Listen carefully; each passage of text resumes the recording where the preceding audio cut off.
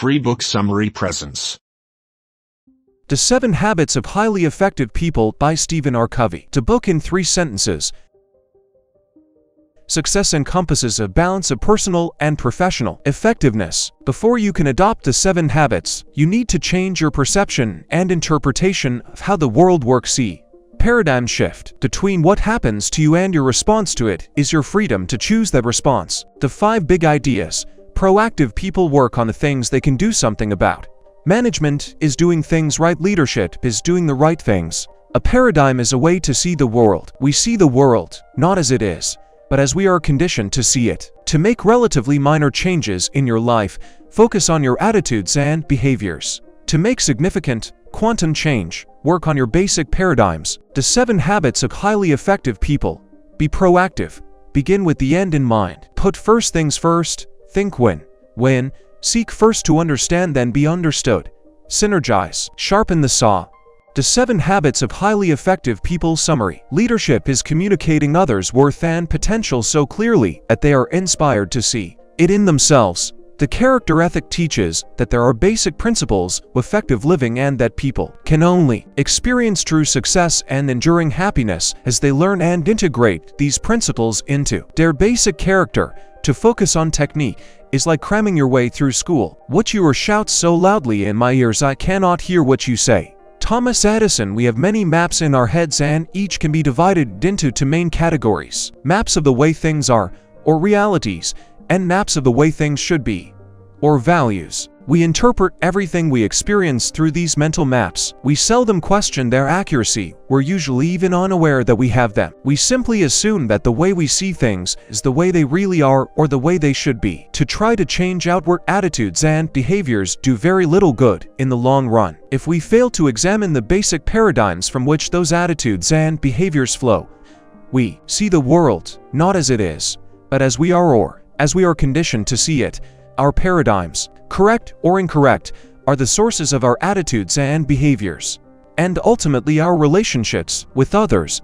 If we want to make relatively minor changes in our lives, we can perhaps appropriately focus on our attitudes and behaviors, but if we want to make significant quantum change, we need to work on our basic paradigms. Paradigms are inseparable from character. Being is seeing in the human dimension, and what we see is highly interrelated to what we are. Paradigms are powerful because they create the lens through which we see the world. The power of a paradigm shift is the essential power of quantum change. Whether that shift is an instantaneous or a slow and deliberate process. On practices versus principles. Practices are situationally specific. Principles are deep, fundamental truths that have universal application. Principles are the territory. Values are maps. When we value correct principles, we have the truth and knowledge of things as they are. Admission of ignorance is often the first step in our education. The way we see the problem is the problem. The significant problems we face cannot be solved at the same level of thinking we were at when we created them. Albert Einstein. We are what we repeatedly do. Excellence, then, is not an act, but a habit. Aristotle. Sow a thought. Reap an action, sow an action. Reap a habit, sow a habit. Reap a character, sow a character. Reap a destiny. Stephen defines a habit as the intersection of knowledge, skill, and desire. Knowledge is the theoretical paradigm, the what to do and the why. Skill is the how to do, and desire is the motivation, the want to do. To make something a habit in our lives, Stephen explains, we need to have all 3. Private victories precede public victories. True effectiveness is a function of 2 things. What is produced, the golden eggs, and the producing asset or capacity to produce the goose. Effectiveness lies in the balance, what Stephen calls the PC balance.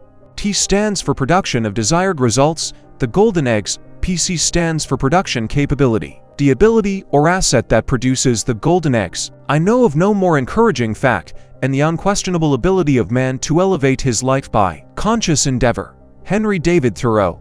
We are not our feelings, we are not our moods, we are not even our thoughts. The very fact that we can think about these things separates us from them and from the animal world. There are 3 social maps, 3 theories of determinism, widely accepted, independently or in combination, to explain the nature of man.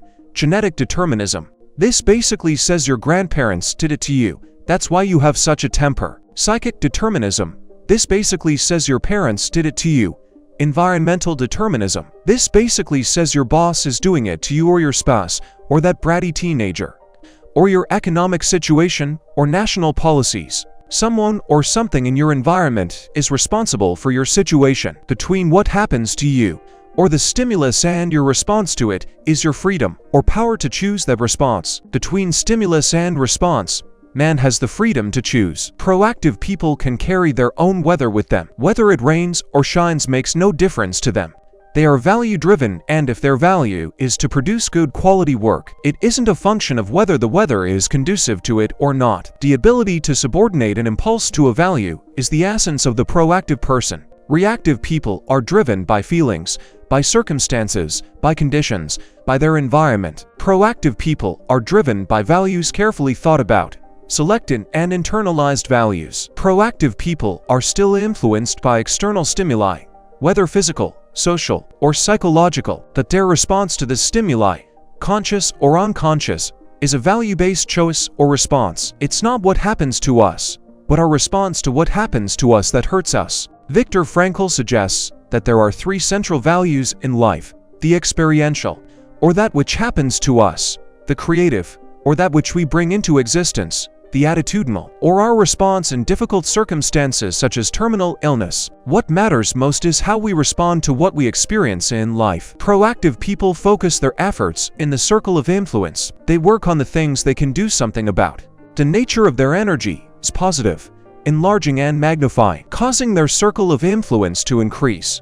The problems we face fall in one of three areas: direct control, problems involving our own behavior; indirect control, problems involving other people's behavior; no control, problems we can do nothing about, such as our past or situational realities. Begin with the end in mind is based on the principle that all things are created twice. There's a mental or first creation, and a physical or second creation to all things. Management is doing things right. Leadership is doing the right things.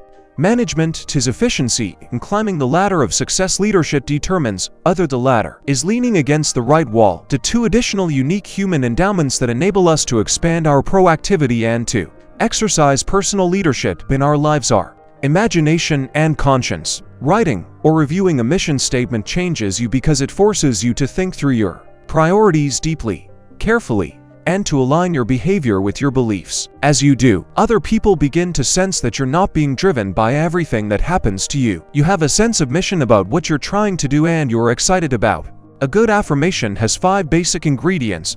It's personal, it's positive, it's present tense, it's visual, it's emotional. An example of an affirmation: it is deeply satisfying. Emotional, that I personal respond. Present tense with wisdom, love, firmness, and self-control. Positive, when my children misbehave. The challenge is not to manage time, but to manage ourselves. You simply can't think efficiency with people. You think effectiveness with people and efficiency with things. Peace of mind comes when your life is in harmony with true principles and values and in no other way. Thank you for listening to the end. You will find even more summary on the channel by subscribing to it.